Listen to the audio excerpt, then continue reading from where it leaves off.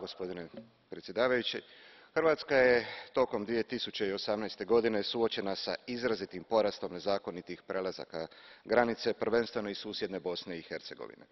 Radi se o povećanju od čak 57% u odnosu na raniju godinu.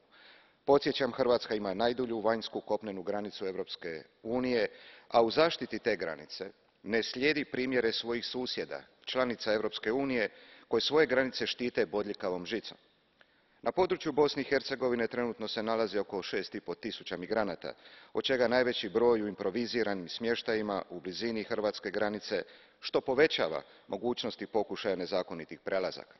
Kao članica koja očekuje što skorije pridruživanje Schengenu, Hrvatska je svjesna da su migracije globalni izazov, te je podržala globalni kompakt u Marakešu.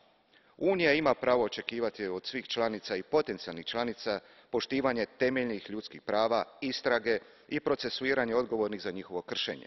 Istovremeno, Unija ima obvezu snažnije pomoći zemljama koje s ograničenim resursima na ovako dugoj granici se suočavaju s lokalnim odjekom jednog velikog europskog problema. Hvala.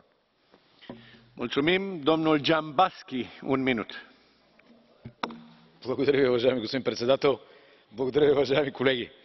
Република Хърватска има всички основания и всяко право да защитава своите граници. Да не забравяме, че Република Хърватска е външна граница за Европейския съюз и пази гражданите на Европейския съюз.